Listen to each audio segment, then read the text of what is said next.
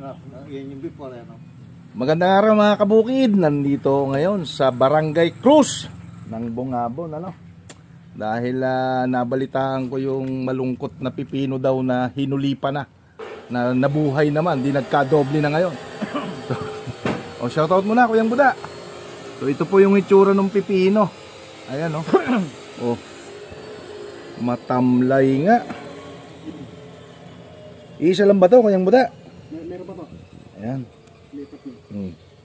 So ang actual mamaya mga kabukid ay kita nyo naman natubig talaga oh, natubig. Grabe.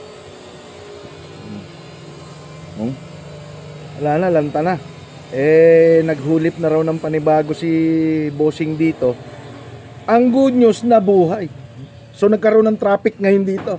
Dalawa na sila sa isang oh, anong ginamit mo rito? Ay mo na. Ginamit ko po dyan yung ano, yung miracle foliar natin. Yun oh. Nabuhay. Ayun. Talagang miracle. Talagang miracle. Sabi nga nung asawa ko, subukan mo ikang bombahin ni kanong miracle baka sakaling mag-miracle. Ayun nga po, nag-miracle. Miracle po, hindi ho Paragon yung hinispray ha. Ini-introduce ko lang po yung Paragon sa kanila. Yan, si Bossing, shoutout sa iyo, magandang araw po. Maga po. Ano, si Boss po ang ating financer. Malupit na financer, ayan. So ini-introduce ko po sa kanila itong ating Paragon na pangpalay naman to mga kabukid. So mamaya, kukunan natin ng magandang scoop yung taniman talaga nila. Actual na to. Pupuntahan na po namin yung pipinong sinasabing malapit nang mamatay na nabuhay pa. No? Nagtanim na sila ng bago. Itinundos na ron. Itinundos na sa tabi ng mamamatay na pipino. Yan, gaya ka na sila na sibuyas. Marami pong lumuha nung 2 weeks ago. Gawa ng binagyo, yung mga nagderik ng puti. Na-disgrasya pong lahat. Puntahan natin yung kanilang taniman ng pipino.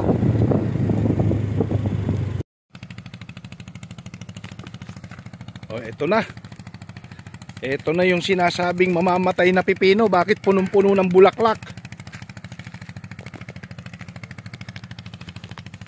Hinulipan na raw ni Kuyang Buda ito eh. Ayan oh. Kosyal! Ito na ba yung hinulipan mo? Opo, ayun na yung huli po. Oh. Na yun eh. Oo nga. Ayun yung huli po.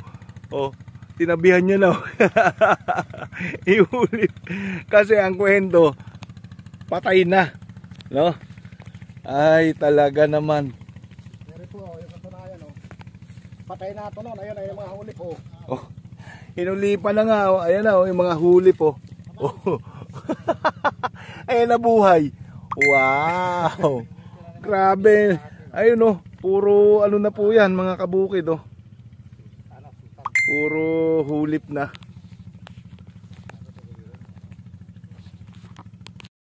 Patay na yan. Ayun yung hinulipan na sa ilalim. So ito patay na Kuyang Buda. Patay na to. Patay na. Kaya hinulipan mo na ngayon. Ayun sa ilalim. So yan na. Oh, isipin nyo mga kabukid. Patay na, nabuhay pa. Kaya miracles talaga. Ayan oh. Dahil ito po ay natubig ng bagyong Christine, 6 na araw na walang tigil ang ulan.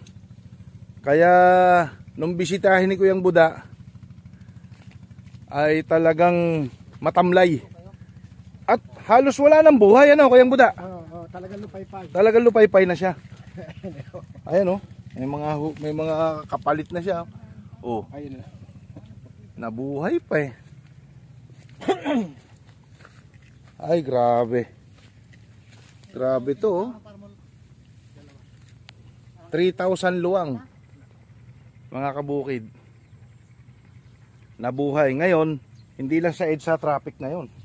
Pati dito sa taniman ng pipino, traffic na. Magtutuloy na ho eh. Alang naman bunutin mo pa to, Kuyang Buda. Hindi na. Dire-diretso na yan. Oh. May mga nagtuloy ito na namatay sa bukid. Ayun o. Oo. Pero yung iba, ayun sariwa yung baging, kaya yan tumatalbos. Oh. Oo nga, no? So yun, patay na. Tutukan mo. Ayan, no? Namatay talaga. Patay na, pero nagkaroon siya ng panibagong dahon, no? Ang galing talaga ng foliar natin. Salamat na yung dito.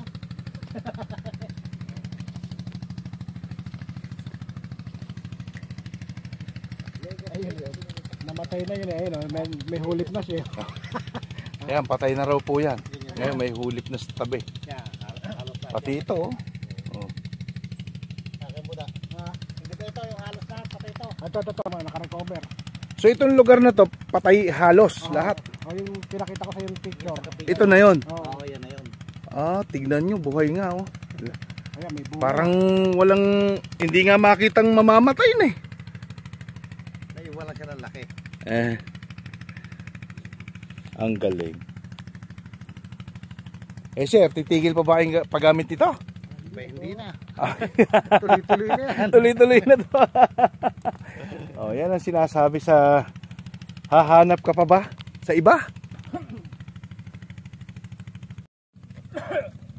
Inulipan na po talaga nila kasi akala nga nila mamamatay na. Pero ngayon, ang kinis na ng bunga.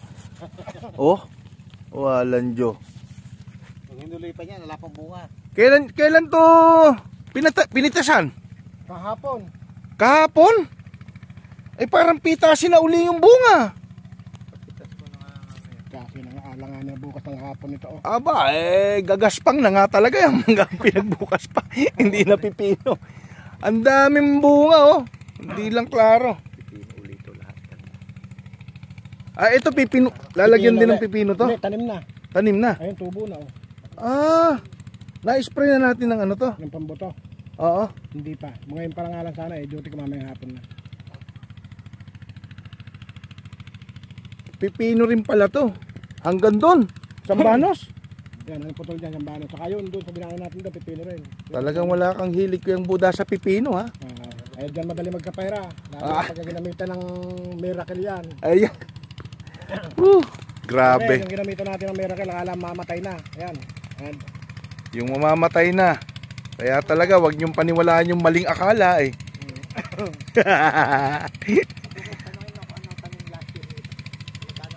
kung makikita dito, yan Kuyang Buddha, ano ba tanim nito nung nakarang taon? Sultan po. Sultan. Nagamitan din ng ating Miracle Foliar yun. Ginamita ko din ng Miracle Foliar nakaraan yan. Tapos, ano naman naging itsura ng Foliar? Ay, ng Sultan. Ay, napakaganda nga po na naging itsura ng Sultan. Yung dating ganong kalalaking bunga na hindi gumagamit ng Miracle, ang naging haba ng bunga na makikintab. Tapos, bunga. Nakailang bundle po yun? Ayun po ang hindi ko nabilang at marami. Pumarte ko ng 170,000 dito sa kapraso na to eh. Ilan luwang mo ba ito? 3,000 square meter lang to eh. Ilan ang pinarte nyo? 170. Wow, tumama kayo sa presyo. Hindi, ako lang, pangkaraniwan ni presyo. Pangkaraniwan na. Mga kabukid, ano? Paano titigil tong ating mga butihing kliyente rito ng ating Miracle Foliar? Ang ganda ng binibigay na benepisyo ng ating produkto. Yung Sultan ni Kuyang Buddha, pumarte ng 170. Sukat. 3,000 sukat lang po ito. Ibig sabihin 3,000 square meter. Tapos eto, papatay na. Nabuhay pa. Kaya makikita nyo, may mga hulip na yan. Oh. Hinulipan na nila. Kasi pasunod nga. Anong nangyari? Hindi eh. Oh, nag-traffic ngayon yan dyan. Kumapal talaga ng husto. Tapos, kahapon lang pumitas, pitasin na naman. Ay, grabe. Ilang araw na? May ilang linggo na ho ba ito? May isang buwan na ba ito? Asate 40 days na kahapon. 40 days na. Ibig sabihin, pinipitisan nyo sila isang buwan, sakto.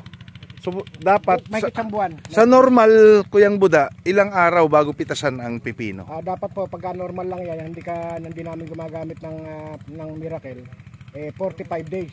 Ngayon Saka pa lang siya, saka pipitasan. pala ngayon, napapaaga niya yung paggamit ng Miracle ng foliar natin. Wow. Grabe. So tuloy-tuloy na talaga ang paggamit. Tuloy-tuloy na, hindi ko napitigilan yan. Sa insekto, nakakatulong ba ating Miracle? Nakakatulong din po yun. Nakakatulong din, naikukan din niya, natataboy din niya ibang insekto. Mm. Pero pagka medyo malala at talagang matapang yung mga insekto, ay kailangan gumamit ka rin ng Insecticide. natin. Oo. Hindi, pero hindi madalas. Mas madalas yung bomba ko pa ng Miracle dun sa Insecticide. So, ang kagandahan pala dito, nagiging organic pa halos yung ating pinipitas, yung ating halaman. Dahil hindi malimit siyang bombahin ng insecticide, ano? Pero po, patay na to. Kaya hinulipan ko na yung dalawa na yun. Oh, Ayan, nabuhay. Napakagaling. talaga. Sipin mo, patay na. Ayun po, patay na yung katawan niya. Ayun, umuusbong na siya uli. Oh. Ayun oh, wala na yung katawan niya, natunaw na. Pero lumalaban pa. Ganong galing ng foliar natin na to. Oh. Mga tunaw na yung katawan niya pero may mga bagong supang na dahon. May mga usbong. Ito oh.